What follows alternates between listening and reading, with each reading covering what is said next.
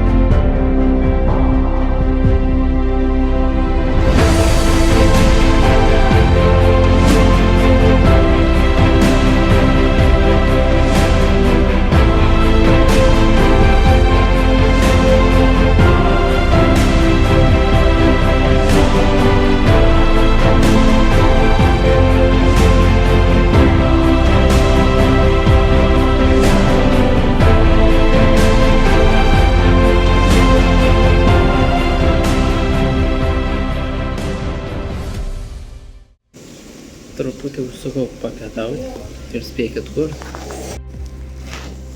Ogi atėjau į Jasburgerį. Jau senai mėsai nebevalgiau. Nusprendžiau užkąsti čia. Na, laikas atstatyti kalorijas, kurias praradau bemindamas. Atvykęs į tą Daugpilis miestą, žodžiu, pravažiavau 3 keliautojas dviračių sporto parduotuvę. Nieko nerandu bagažinės. Dar yra 2 parduotuvės. Jeigu tas aplankysiu, jeigu nieko nerasiu, tai kažkaip teks kentėti.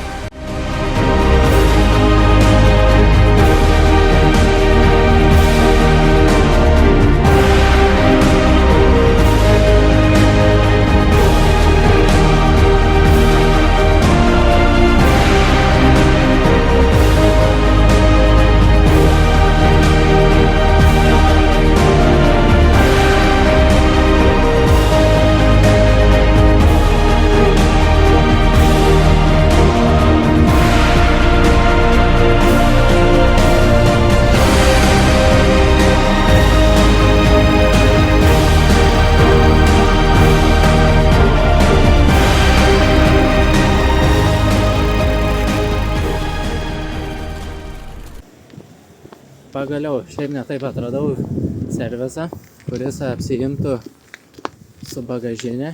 Šiaip tais galvoju, kad keisiu bagažinę, bet remontininkai ten dirbtuvėse, kur dirba žmonės, sako, galim sutvarkyti esamą, sutvirtins ir bus viskas gerai. Na, tai pagalvoju, nu, tebūnie.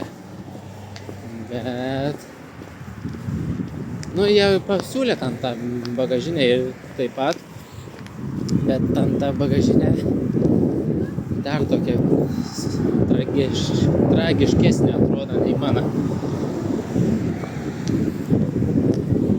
Na, jeigu šiek tiek viskas su mano būtų gerai, jeigu būtų gerai sutvirtinta. Dabar biškį pasivaikščiosiu po Latviją, po miestelį Daugpilis. Nueisiu iki parduotuvės, gal kažką dar nusipirksiu ir važiuosiu. Šį kartą važiuosiu į šiltus apartamentus. Reikia truputį pasilepinti. Nusimaudyti žmoniškai ir šiltai miegoti. Jokios palapinės. O sekantį dieną vėl palapinė. Ai, dar apie remontą, tai remontas visai daug nekainuos. Jeigu atlaikys bagažinę, tai man visai praktiškai būsiu perasisukęs. 15-20 eurų.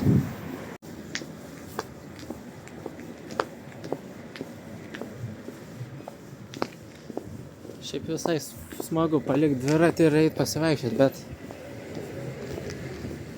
bet laikas spaudžia. Ir debesis spaudžia.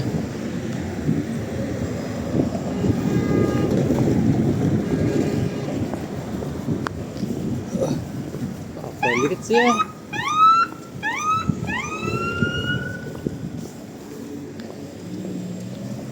Čia paškodikė.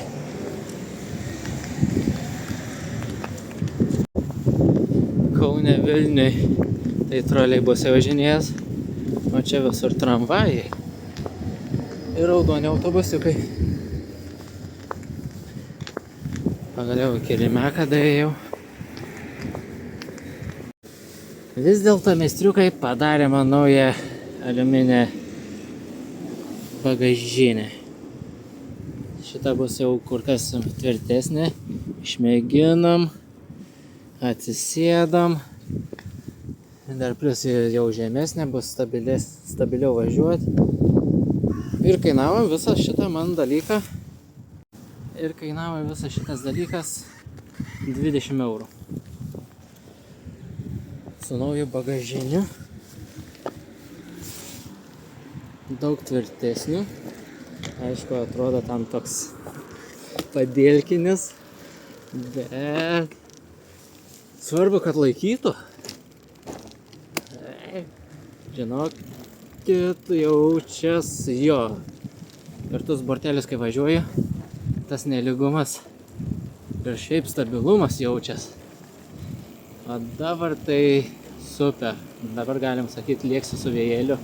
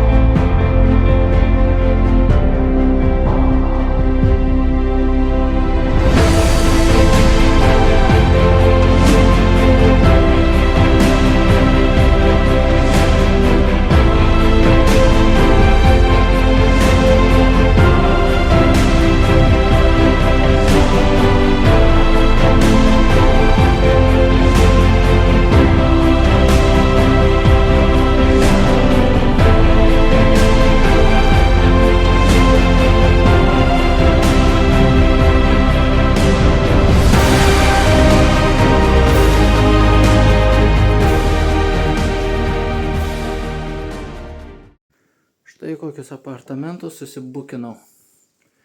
38 eurai. Gal netgi įsiskalbsiu. Pats palysiu po dušu. Kaip meno galerijai. Jau įrangą iškart kraunu. Pačiam reikia pasikrauti. Kas gera tualetė. Dar nebuvau užsukęs. Dušas. Toks. Kaip už 3,8 eurus, biški prastas, bet man svarbiausia palys po dušą ir elektroniką pasikrauti. Vien saulės panelis neužtenka.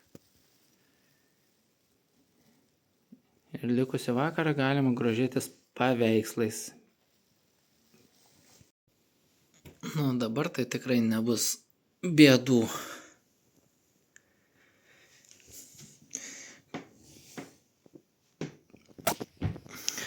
Puikus latvių darbas. Ir tik kainavo 20 eurų. Kai atvažiavau iki savo šitos nakvynės vietos, jokių bėdų net nekėlė. Visai užmiršau apie bagažinę. 3 dienos kelionės pabaiga tarp paveikslų. Reikėjo man biškį tos nakvynės, ypač po šiltų dušų palysti, atsigauti, išsimiegoti.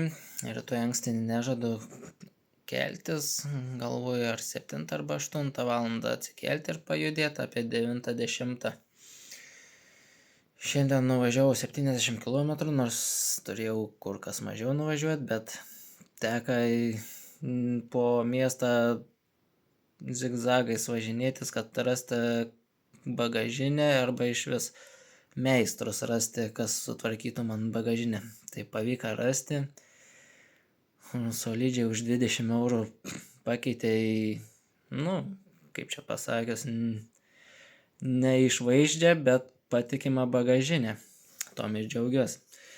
Važiuojant visiškai kitaip komfortas pasidarė, daug stabiliau, nes svorio centras truputį žemiau nukritęs. Tvirtai laika, viskas kol kas gerai. Tęsim kelionę, laukiam rytojaus. Rytoj taip pat nedidelis atstumas bus, nors su mano tais atstumais nedideliais visą laiką gaunas daug didesnis.